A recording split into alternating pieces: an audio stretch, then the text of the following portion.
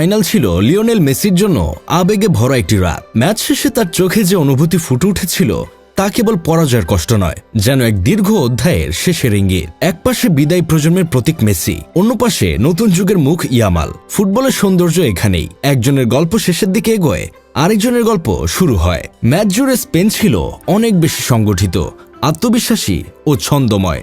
বলের দখল, আক্রমণ এবং খেলার নিয়ন্ত্রণ সবকিছুতেই তারা এগিয়ে ছিল।